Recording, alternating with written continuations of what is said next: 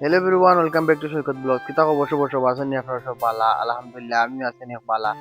তো প্রায় রাত 12:30টার সময় আখটা ধরিয়া চাচা ভাইয়ে কল দিলা দিয়া কইলা যে চলো যাই গিয়ে অতিপুর ওয়াজও আজকে অতিপুর ওয়াজ।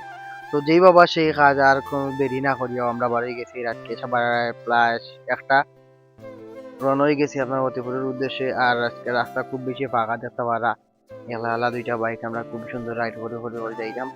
আর আজকে অনেকদিন পরে রাজপুর রাইডটা আসলে খুব বেশি ভালো লাগে। আর রাজপুর অনেক আড্ডাটা আসলে অনেকদিন পরে খুব এটা ভালো লাগে। আর আমরা খুব করে করে দেখা পারা, পাশাপাশি আস্তে ধীরেও রাইড করে করে যাইলাম, কারণ মোটামুটি একটা ঠান্ডা বাতাস আছে আর মোটামুটি কুয়াটা পড়ছে। আজকে দেখলাম যেতে পারলাম রাস্তার মাঝে এটা হালকা হালকা ঠান্ডাও লাগে।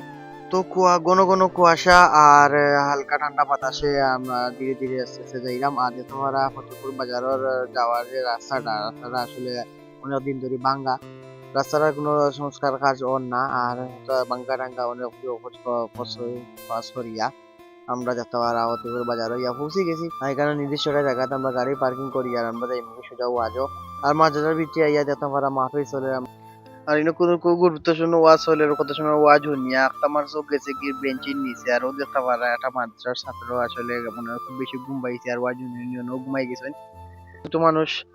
আর রাত আসলে ওয়াচটা যখন নিয়ে রাত বাজে গেছে তখন 3টা, তখন আসছি ফিরের বাজার। আর রাস্তার আইবার সময় আর ভিডিও না করছি। আর এনে চার আড্ডা আড্ডা দিলাম, ভাবলাম যে একটু চাটা খাই, গলার একটু জল লাগবে যেহেতু ঠান্ডা বাতাসের মাঝে গেছি।